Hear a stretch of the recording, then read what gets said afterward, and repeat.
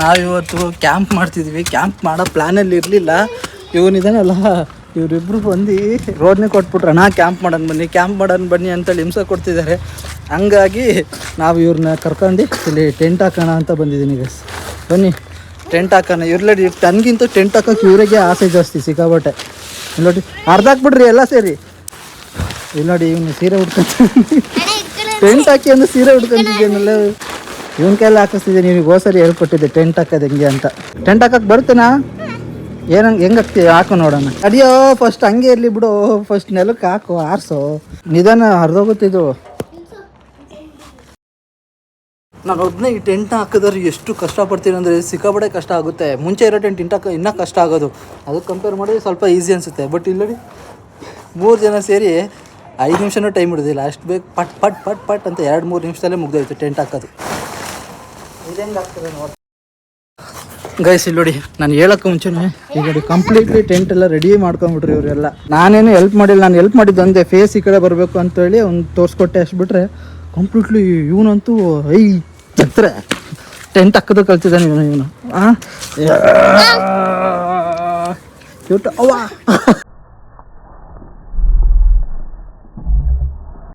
ಸಾರಿ ಎಲ್ಲಿಗೆ ಬಿತ್ತು? ಮೂಗಿಗೆ ಬಿತ್ತ? ಸಾರಿ. ಎದೊಳು ಅಯ್ಯೋ ತಡಿಯೋ, ಮರ ಹತ್ತದಂಗೆ ಹತ್ತಿರ.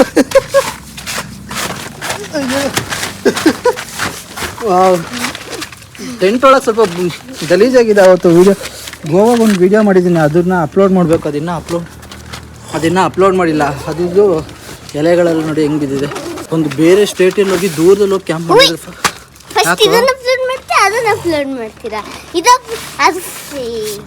ಏನು B C D F G ಯಾವ್ದು ಅಪ್ಲೋಡ್? ಗೋವದ್ ಮಾಡ್ತೀರಾ? ಗೋವದ್ ತಾನೆ. ಮತ್ತೆ ಅದಿನ್ನೂ ಅಪ್ಲೋಡ್ ಮಾಡಿಲ್ಲ ಅಂದ್ರೆ ಇದು ಮಾಡೋಕ್ಕಿಂತ ಮುಂಚೆನೆ ಮಾಡಿರ್ತೀರತ್ತಾನೆ ಮಂಗ. ನೋಡಿ ಫುಲ್ ಎಂಜಾಯ್ಮೆಂಟ್. ಇವನು ಅವಾಗಲೇ ವಿಡಿಯೋ ಮಾಡೋಕೆ ಮುಂಚೆ ನಾನು ಏನಂದೆ ಗೈಸ್ ಗೊತ್ತಾ, ಇವನಿಗೆ ಈ ಟೆಂಟ್ನ ಕ್ಯಾರಿ ಮಾಡ್ಕೊಂಡು ಬರ್ತೀನಿ, ಮೇಲಕ್ಕೆ ತರ್ತೀನಿ ಅಂತ ಹೇಳ್ದ. ಬೇಡ ಕಣಪ್ಪ ನೀನು ತರಬೇಡ ಅಂತಂದೆ. ಆಮೇಲೆ ಇವ್ನು ಹಠ ಮಾಡ್ದ. ಆಮೇಲೆ ಇವ್ನು ಇಟ್ಕೊಂಡಿದ್ಕೆ ಇವ್ನು ಇಟ್ಕೊಂಡಿದ್ದ ತಕ್ಷಣ ಇವನೇನು ಮಾಡ್ತಿದ್ದಾನೆ, ನಾನು ತರ್ಬೇಕು ಅಂತ ಹಠ ಮಾಡ್ತಿದ್ದಾನೆ ಗೈಸ್. ಅವಾಗ ನಾನು ಇವನಿಗೆ ಸಮಾಧಾನ ಮಾಡಬೇಕಲ್ಲ, ಬೇಡ ಅಂತೇಳಿ. ರಾಜ ಕಣೋ ನೀನು, ರಾಜ ಅಂತ ಹೇಳ್ಬಿಟ್ಟು ತರಬಾರ್ದು ನೀನು ಹಂಗೆ ಬರಬೇಕು ಅಂತಂದೆ. ಆಮೇಲೆ ಇವ್ನು ಯಾರೋ ಟಾರ್ಚ್ ಇಟ್ಕೊಂಡು ಬರ್ತಿದ್ದಾನೆ, ಇವನು ಅವ್ರ ಮನೆಯಿಂದ ತಗೊಬರ್ಬೇಕಾರೆ. ಆಮೇಲೆ ಟಾರ್ಚ್ ನನ್ನ ಕೈಲಿ ಕೊಡ್ತಿದ್ದಾನೆ. ಬೇಡ ನೀನೇ ಇಟ್ಕೊಳ್ಳೋ ಅಂತಂದ್ರೆ ಏನು ಹೇಳ್ತಿದ್ದಾನೆ, ನಾನು ರಾಜ ಅಲ್ವಾ, ನಾನು ಇಟ್ಕೊಳಂಗಿಲ್ಲ ಅಂತಿದ್ದಾನೆ ಇವನು. ಹೆಂಗಿದಂಗೆ ಗೊತ್ತಾ, ಕಮ್ಮಿ ಇಲ್ಲ ಇವನು. ನನ್ನ ಬೆಸ್ಟ್ ಫ್ರೆಂಡ್ ಇವನು, ಕ್ಲೋಸ್ ಕ್ಯೂಟ್ ಫ್ರೆಂಡ್. ಕೂದಲು ನೋಡಿ ಗೈಸ್ ಹೆಂಗೆ ಎಗ್ಬಿಟ್ಟಿದೆ. ಹಿಂಗಾಗಿತ್ತು. ಯೋಗ ಮಾಡಪ್ಪ ನೋಡೋಣ.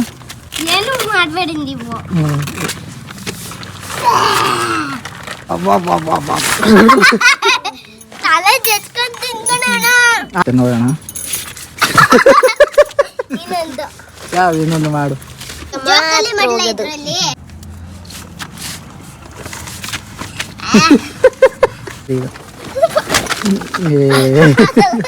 ಒಂದು ಸುತ್ತಿ ನೋಡಿ ಗೈಸ್ ಹೆಂಗೆ ಕಾಣ್ತದೆ. ಪಿಂಕ್ ಇಲ್ಲಿ ಏನು ನಮ್ಮನೇಲಿ ಲಿಪ್ಪ ಮುಚ್ಕೊಂಡ್ಬಂದಿದೆ ಅನ್ಸುತ್ತಲ್ಲ ಗಾಯ್ಸ್. ಏನಂದ್ರೆ ಇವತ್ತು ಚರ್ಮುರಿ ಮಾಡ್ತಿದ್ವಿ ಟೆಂಟಲ್ಲಿ. ನೋಡಿ ಹೆಂಗೆ ಹಿಡ್ಕೊಂಡಿದ್ದೀಯಾ? ಪುರಿ, ಈರುಳ್ಳಿ, ಖಾರ ಎಲ್ಲ ತಂದಿದ್ದಾರೆ. ಇವರು ಚೆಫು, ಝೂಮ್ ಹಾಕ್ಬೇಡ ಜಾಸ್ತಿ. ಇವರು ಚೆಫು, ಇವನು ಕಸ್ಟಮರು, ನಾನು ಡೆಲಿವರಿ ಬಾಯ್. ಯಾರಿಗೆ ಡೆಲಿವರಿ ಮಾಡ್ತೀಯ ಹೋಗಿ?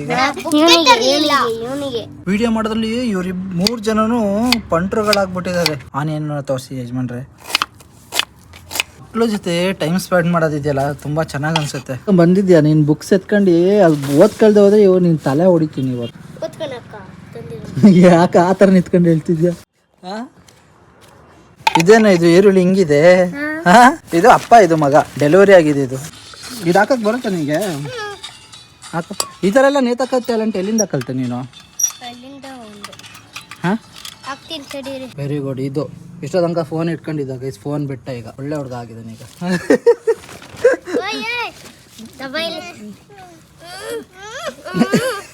ಹೊಡೆದಾಡ್ಬೇಡಿ ಕಣ್ರು. ಈಗ ಸದ್ಯದ ಮಟ್ಟಿಗೆ ಋತ್ವಿ ರಾಜ ಕಣೋ. ಋತ್ವಿಗೆ ಹೇಳ್ದಂಗೆ ಕೇಳಬೇಕು. ಹೊಡೆದಾಡ್ಬಿಡ್ರಿ. ಕೊಡ ಅವನಿಗೆ ಪಾಪ ಅವ್ನು ರಾಜ ಆಟಕ್ಕೆ ಬರಲ್ಲ, ದಬ್ಬಾಳಿಕೆ ಮಾಡ್ಬೇಕು ರಾಜ ಋತ್ವಿ. ಕೊಡಲ್ಲ ಅಂದ್ರೆ ಕೊಡ್ಬೇಕು, ಆ ಥರ ಇಟ್ಕೋಬೇಕು ನೀನು. ರಾಜ ತಾನೆ ನೀನು ಈಗ ಆಡ್ತಿರೋದು ಕೊತ್ತಂಬರಿ ಬೀಜ ಥರ ಆಡ್ತಿದ್ಯಾ ಋತ್ವಿಕ್. ಕೊಡ ಅಂತ ಇಸ್ಕೋಬೇಕು ನೀನು, ದಬ್ಬಾಳಿಕೆ ಮಾಡು. ಹಂಗಲ್ಲ ಹಂಗೆ ಮಾಡಬಾರ್ದು, ಗ್ಯಾಸ್ ಬ್ಲಾಸ್ಟ್ ಆಗುತ್ತೆ. ಆನ್ ಮಾಡ್ಬಾರ್ದು. ಬಿಡಿಲಿ ಕೊಡಿಲಿ, ಬೇಡ ಕೊಡಿಲಿ, ಅದು ನನ್ನ ಕೈಯಲ್ಲಿ ಇದ್ದಾಗ ಕೊಡಿಲಿ. ಹಿಂಗೂ ಅಲ್ಲ, ಇಬ್ರಿಗೂ ಬರಲ್ಲ. ಕೊಡ ಇಲ್ಲಿ, ನಾನು ಹಾಕ್ತೀನಿ, ಇಟ್ಕ ಇಲ್ಲಿ ಕ್ಯಾಮ್ರಾ. ಎಲ್ಲ ಗೊತ್ತಿರೋ ಥರ ಮಾಡ್ತಾನೆ ಇದೆಯಲ್ಲ. ಇದನ್ನ ಈ ಓಪನ್ ಇದೆ ನೋಡಿ ಇಲ್ಲಿ, ಇದ್ರೊಳಗೆ ಹಿಂಗೆ ಸಿಕ್ಸಿ, ಫಸ್ಟು ಇದ್ರೊಳಗೆ ಹಾಕ್ಬಿಟ್ಟು ಹಿಂಗೆ ಸಿಕ್ಸಿ ಹಿಂಗೆ ತಿರುಗಿಸ್ಬೇಕು ಅಷ್ಟೇ. ಗೈಸ್ ಮಕ್ಳು ಇಲ್ಲೇ ಕೂತಿದ್ದಾರೆ, ಗೇಮ್ ಮಾಡ್ತಾರೆ. ಲೈಟಾಗಿ ಹೋಗ್ಬಿಟ್ಟು ಎದುರ್ಸನ್ ಬನ್ನಿ.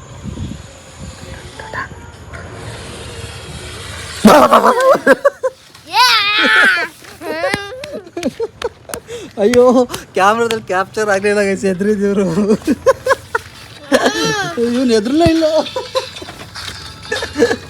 ಅಯ್ಯೋ ರೆಕಾರ್ಡ್ ಆಗ್ಲಿಲ್ಲ ಗೈಸ್, ಇದು ಅಡ್ಡ ಬಂದ್ಬಿಡ್ತು. ಗೈಸ್ ಏನಂದ್ರೆ ಇವರು ಬೂಸ್ಟ್ ಮಾಡ್ತಿದ್ದಾರೆ. ಬೂಸ್ಟ್ ಮಾಡಿದ್ಮೇಲೆ ಅದೇನೋ ಮಾಡ್ತಾರಂತೆ, ಹೇಳಿಲ್ಲ.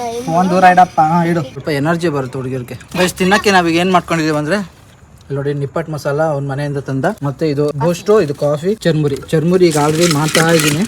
ಸೊ ನಮ್ದು ಇವತ್ತು ನೈಟ್ ಡಿನ್ನರ್ ಇದೆ. ಏನಂತೀಯ?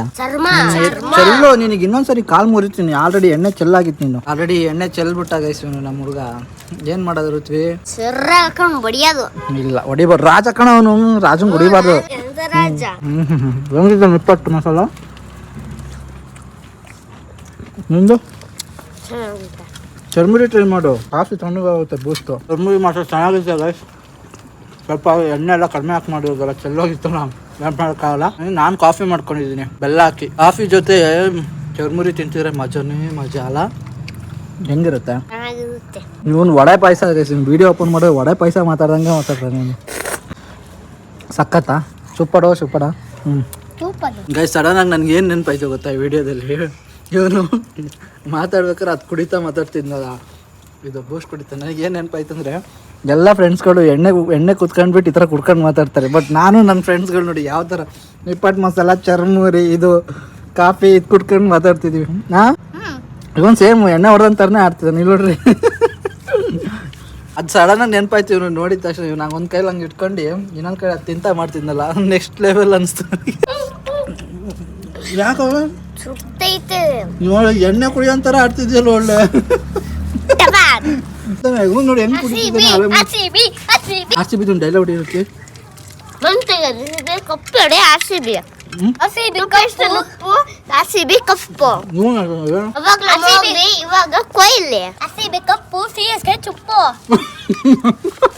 ನಾವು ಇಲ್ಲಿ ನೋಡಿ ನಮ್ದು ಇನ್ನೂ ಬಾಕಿ ಇದೆ. ಇವಂದು ಅಷ್ಟೇ.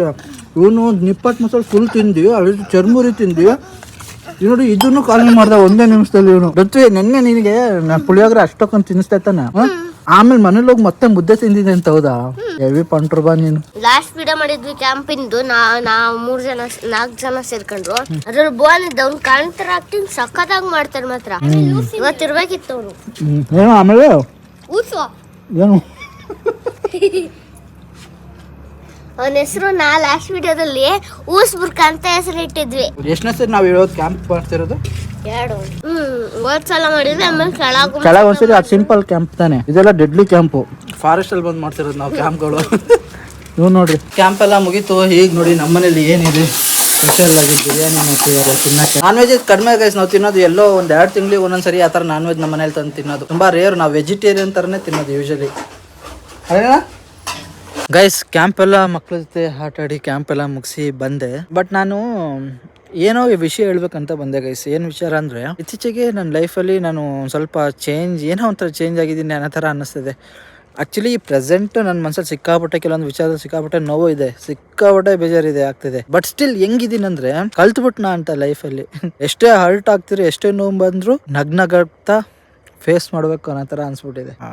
ಏನಪ್ಪ ಗೊತ್ತಿಲ್ಲ ಅದು ಹೆಂಗ್ ಬಂತು ಅದು.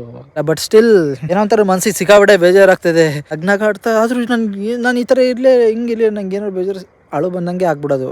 ಅದು ಅಂದರೆ ಈ ಇತ್ತೀಚೆಗೆ ಹಂಗೆ ಅನ್ಸಿರೋದು. ಒಂದು 7-8 ತಿಂಗಳಿಂದ ಬಂದಂಗೆ ಆಗ್ಬಿಡೋದು. ಅದಕ್ಕೂ ಮುಂಚೆ ಎಲ್ಲ ಬೇಜಾರಾದರೆ ಏನು ಮಾಡ್ತಿದ್ದೆ ಗೊತ್ತಾ? ಪ್ರಾಬಬ್ಲಿ ಈ ವಿಡಿಯೋದು ಕನ್ಕ್ಲೂಷನ್ ನಿಮಗೆ ತುಂಬ ಬೋರ್ ಆಗ್ಬೋದೇನೋ ಗೊತ್ತಿಲ್ಲ. ಪ್ರಾಬ್ಲಿ ಆದರೂ ಆಗುತ್ತೆ, ಕೆಲವರಿಗೆ ಆಗಲ್ಲ. ಬಟ್ ಸ್ಟಿಲ್ ಓಕೆ, ಬಟ್ ಏನು ತೊಂದರೆ ಇಲ್ಲ, ನಾನೇನಂತೂ ಮಾಡೋಕ್ಕಾಗಲ್ಲ. ನಾನು ಈ ಚಾನಲ್ನ ಮೇನ್ ಕ್ರಿಯೇಟ್ ಮಾಡಿರೋದು ನನ್ನ ಲೈಫಲ್ಲಿ ಏನೋ ನಡೀತಿದೆ ಅನ್ನೋದನ್ನ ತೋರಿಸ್ಕೊಳ್ಳೋಕ್ಕೆ. ಕೆಲವೊಂದು ತುಂಬ ಸೆನ್ಸಿಟಿವ್ ವಿಚಾರಗಳನ್ನು ಹೇಳ್ಕೊಳ್ಳೋಕ್ಕಾಗಲ್ಲ, ಆಗದಲ್ಲೇ ಇರ್ಬೋದು.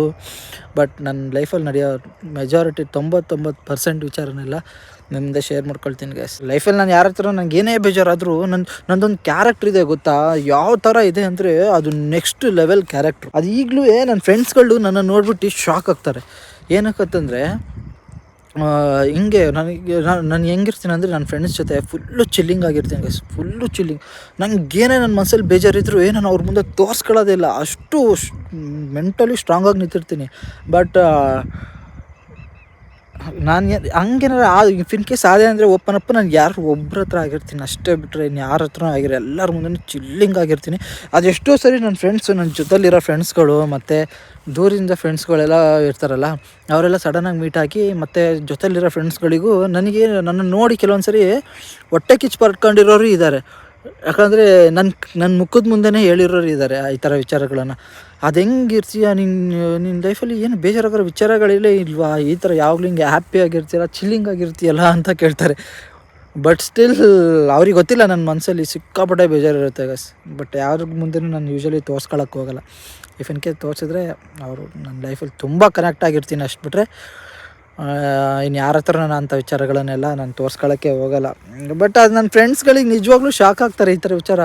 ಅದು ಹೆಂಗೋ ಮಾರೆ ನಿನ್ನ ನೋಡಿ ಹೊಟ್ಟೆ ಕಿಚ್ಚು ಬರುತ್ತೆ ನನಗೆ ಅಂತೆಲ್ಲ ಹೇಳಿರೋರು ಇದ್ದಾರೆ. ಒಬ್ಬರಲ್ಲ, ಸುಮಾರು ಜನ ಹೇಳಿದ್ದಾರೆ, ಸುಮಾರು ಜನ. ಅದು ಅವ್ರ ಹೆಸರುಗಳೆಲ್ಲ ಹೇಳೋಕ್ಕೋಗಲ್ಲ, ಬಟ್ ಸುಮಾರು ಜನ ಹೇಳಿದ್ದಾರೆ ಗೈಸ್ ನನಗೆ ಈ ಥರ ವಿಚಾರಗಳನ್ನು. ಪ್ರಾಬಬ್ಲಿ ಇದೇ ಲೈಫಾ ಅಂತ ನನಗೆ ಅನ್ನಿಸ್ತದೆ. ಯಾಕಂದರೆ ಕೆಲವೊಬ್ರು ನಮ್ಮನ್ನು ಬಿಟ್ಟು ಹೋಗ್ಬೋದು, ಕೆಲವೊಬ್ರು ನಮ್ಮನ್ನು ಹರ್ಟ್ ಮಾಡ್ಬೋದು, ಕೆಲವೊಬ್ರು ನಮ್ಮನ್ನು ನೋಯಿಸ್ಬೋದು, ಏನು ಬೇಕಾದ್ರೂ ಮಾಡ್ಬೋದು. ಬಟ್ ನಗ್ನಗಾಡ್ತಾ ತಗೊಂಡು ಇದ್ಬಿಡ್ಬೇಕು. ಇನ್ನೊಬ್ರ ಮುಂದೆ ನಮ್ದು ಎಷ್ಟೇ ನೋವಿದ್ರು ತೋರಿಸ್ಕೊಳಕ್ಕೆ ಹೋಗ್ಬಾರ್ದು. ಒಬ್ಬ ಇದ್ದಾಗ ಎಷ್ಟು ಬೇಕಾದ್ರೂ ಅದು ಬಿಡೋಣ, ಎಷ್ಟು ಬೇಕಾದ್ರೂ ಕಿರ್ಚಾಡ್ಬಿಡೋಣ, ಏನಾರ ಮಾಡಿಬಿಡೋಣ. ಇನ್ನೊಬ್ಬರ ಮುಂದೆ ಯಾವತ್ತೂ ನಮ್ಮ ಹರ್ಟ್ ಆಗೋದನ್ನ, ಯಾವತ್ತೂ ನೋವಿರೋದು ಯಾವತ್ತೂ ಇನ್ನೊಬ್ಬರ ಮುಂದೆ ತೋರಿಸ್ಕೊಳ್ಳೋಕ್ಕೆ ಹೋಗ್ಬಾರ್ದು. ಪ್ರಾಬಬ್ಲಿ ಇದೇ ಲೈಫು ಅಂತ ನನ್ನ ಪ್ರಕಾರ. ಎಷ್ಟೇ ನೋವಾಗ್ತಿರೋ ನಗ್ನಗ್ತಾ ಮುಂದೆ ಹೋಗ್ತಾ ಇರಬೇಕು. ಹಿಂಸೆ ಆಗೋದೇನು ಗೊತ್ತಾ, ನಾನು ಇರೋ ವಿಚಾರ A to Z ಕಂಪ್ಲೀಟಾಗಿ ತೀರಾ ಸೆನ್ಸಿಟಿವ್ ವಿಚಾರನೂ ಬಿಚ್ಚಿ ಹೇಳ್ಕೊಬೇಕು ಅಂತಲೂ ಅನಿಸುತ್ತೆ ನಿಮ್ಮ ಹತ್ರ. ಬಟ್ ಏನಕ್ಕೆ ಗೊತ್ತಾ ನಾನು ಹೇಳ್ಕೊಳ್ಳಲ್ಲ ಅದು. ಯಾಕಂದರೆ ನಮ್ಮ ಮನೇಲಿ ನಮ್ಮ ಅಪ್ಪ ಅಮ್ಮ ಮತ್ತು ಮೇಯ್ನ್ ನಮ್ಮ ಅಣ್ಣ ನೋಡ್ತಿರ್ತಾನೆ ಈ ವಿಡಿಯೋಗಳನ್ನು ನಂದು. ನಮ್ಮ ಅಣ್ಣ ನೋಡ್ಬಿಟ್ಟು ಏನು ಮಾಡ್ತಾನೆ ಅಂದರೆ, ನಮ್ಮ ಅಣ್ಣಂಗೆ ಒಂದು ಸ್ವಲ್ಪ ಅವ್ನಿಗೆ ಏನೋ ಗೊತ್ತಿಲ್ಲ, ಅವನು ಒಂಥರ ಮೆಚ್ಯೂರಿಟಿ ಇರೋನು, ಇಮ್ಮೆಚ್ಯೂರ್ ಇರೋ ವ್ಯಕ್ತಿನ ಒಂಚೂರು ಅರ್ಥ ಆಗಲ್ಲ. ಅವನು ಒಂಥರ ಇಮ್ಮೆಚ್ಯೂರ್ಡಾಗಿ ಮಾತಾಡ್ಬಿಡ್ತಾನೆ. ಅದು ಜನ ತೀರಾ ಸೆನ್ಸಿಟಿವ್ ಇದ್ದರೂ ಆ ವಿಚಾರ ತೊಗೊಂಡೋಗ್ಬಿಟ್ಟು ಮನೆಗೆ ಹೋಗಿ ಹೇಳ್ಬಿಡ್ತಾನೆ ನಮ್ಮ ಅಪ್ಪ ಮುಂದೆ. ನಾನು ನಮ್ಮ ಅಪ್ಪ ಮುಂದೆ ಫೋನೆಲ್ಲ ಅನ್ಸಬ್ಸ್ಕ್ರೈಬ್ ಮಾಡ್ತೀನಿ. ನಮ್ಮ ಅಪ್ಪ ನೋಡಿದರೆ ನನ್ನ ವೀಡಿಯೋಗಳನ್ನೆಲ್ಲ ನೋಡ್ತಿರ್ತಾರೆ. ಹಂಗಾಗಿ ನಮ್ಮ ಅಪ್ಪ ನೋಡಬಾರ್ದು ಅಂತೇಳಿ, ಅಪ್ಪ ಅಮ್ಮ ನೋಡಬಾರ್ದು ಅಂತ ಹೇಳ್ಬಿಟ್ಟು ಅನ್ಸಬ್ಸ್ಕ್ರೈಬ್ ಮಾಡಿಬಿಟ್ಟಿದ್ದೀನಿ ಡೈಲಿ ವೀಡಿಯೋನ. ನಮ್ಮ ಅಪ್ಪ ನೋಡ್ತಿದ್ರು. ಆಮೇಲೆ ಒಂದು ದಿವಸ ಯಾವುದೋ ವಿಚಾರದಲ್ಲಿ ಹೇಳಿದ್ದಾಗ, ಅದೇ ಯಾವುದೋ ಫ್ರೆಂಡ್ಸ್ ಕಡೆ ಆ ಕಡೆ ಯಾರು ಬೇಜಾರು ಮಾಡಿದ್ರು ಅಂತೆಲ್ಲ ಹೇಳಿದ್ನಲ್ಲ, ಅದನ್ನೆಲ್ಲ ನಮ್ಮಪ್ಪ ನೋಡ್ಬಿಟ್ಟಿದ್ದಾರೆ. ನೋಡ್ಬಿಟ್ಟು ಏನೋ ಅವತ್ತು ಕೇಳಿತ್ತು ನನಗೆ. ಅವತ್ತೇ ನಮ್ಮ ಅಪ್ಪಾಜಿ ಫೋನಿಂದ ಫೋನ್ ಇಸ್ಕೊಂಡು ಅನ್ಸಬ್ಸ್ಕ್ರೈಬ್ ಮಾಡಿಬಿಟ್ಬಿಟ್ಟಿದೆ. ಬಟ್ ಏನಂತಂದರೆ ನಮ್ಮ ಅಣ್ಣ ನೋಡ್ತಾರೆ. ನಮ್ಮ ಅಣ್ಣ ಒಂಥರ ಒಂದೊಂದ್ಸರಿ ಇರಿಟೇಟ್ ಮಾಡಿಬಿಡ್ತಾನೆ. ಅದನ್ನು ತಗೊಂಡೋಗಿ ಹೇಳ್ಕೊಬಾರ್ದು ಮನೆಗೆ, ಅಂಥ ವಿಚಾರ ತಗೊಂಡೋಗ್ಬಿಟ್ಟು ಹೇಳ್ಬಿಡ್ತಾನೆ. ಹಂಗೆ ಮಾಡ್ತಾನೆ. ಸೊ ಅವ್ನು ಈಗ ನೋಡ್ತಿರ್ತಾನೆ, ನನಗೆ ಗೊತ್ತು ಪಕ್ಕ ಈ ವಿಡಿಯೋನ. ಏನೋ ಮಾಡೋಕ್ಕಾಗಲ್ಲ, ಬುದ್ಧಿ ಕಲಿಯೋಕೆ ಹೇಳ್ತೀನಿ ಅವನಿಗೆ ಆ ಥರ ಹೇಳ್ಬಾರ್ದು ಅಂತ. ಆ ಬೇಜಾರನ್ನ ಹೆಂಗೆ ಅವಾಯ್ಡ್ ಮಾಡ್ತಿದ್ದೀನಿ ಅಂದರೆ, ನನ್ನ ಬೇಜಾರಾಗ್ತಿರೋದು ಇನ್ನೊಬ್ರಿಗೆ ಕಾಣಬಾರ್ದು. ಆಪೋಸಿಟ್ ಯಾರೇ ಇರಲಿ, ಯಾವುದೇ ಜನಗಳಾಗಿರಲಿ, ಅವ್ರ ಮುಖದ ಮುಂದೆ ಕಾಣಬಾರ್ದು, ಅವ್ರ ಎದುರುಗಡೆ ನನ್ನ ಫೇಸಲ್ಲಿ ಕಾಣಬಾರ್ದು ಅನ್ನೋ ರೀಸನ್ನಿಗೋಸ್ಕರ ಸಿಕ್ಕಾಪಟ್ಟೆ ನಗಾಡ್ತಿದ್ದೀನಿ ಇತ್ತೀಚೆಗೆ. ಯಪ್ಪ, ಮೋಸ್ಟ್ಲಿ ಬೇಜಾರಿಂದ ನಗು ಬರ್ತಾಯಿದೆಯೋ ಏನೋ ಗೊತ್ತಿಲ್ಲ. ನಗು ಹೈಡ್ ಮಾಡೋದಕ್ಕೋಸ್ಕರ ನೋವನ್ನು. ಬಟ್ ಸ್ಟಿಲ್ ಏನೇ ಇರಲಿ, ಇವತ್ತು ಚೆನ್ನಾಗಿ ಅನ್ನಿಸ್ತು ಮಕ್ಕಳ ಜೊತೆ ಆಟ ಆಡಿದ್ದು. ಹೋಪ್ ನಿಮ್ಗೆ ಈ ವಿಡಿಯೋ ಇಷ್ಟ ಆಗಿದೆ ಅಂದ್ಕೊಳ್ತೀನಿ. ವಿಡಿಯೋ ಇಷ್ಟ ಆಗಿರೋ ಲೈಕ್ ಮಾಡಿ, ಶೇರ್ ಮಾಡಿ, ಸಬ್ಸ್ಕ್ರೈಬ್ ಮಾಡ್ಕೊಳ್ಳಿ. ಮೊನ್ನೆ 2 ದಿವಸ ವಿಡಿಯೋ ಮಾಡೋಕ್ಕಾಗಲಿಲ್ಲ, ಯಾಕೋ ಮಾಡಬೇಕಂತ ಮನಸ್ಸಾಗಲಿಲ್ಲ, ಸೊ ಮಾಡಲಿಲ್ಲ. ಈ ವಿಡಿಯೋ ನಿಮ್ಗೆ ಇಷ್ಟ ಆಗಿದ್ರೆ ಲೈಕ್ ಮಾಡಿ, ಶೇರ್ ಮಾಡಿ, ಸಬ್ಸ್ಕ್ರೈಬ್ ಮಾಡ್ಕೊಳ್ಳಿ. ಬಾಯ್.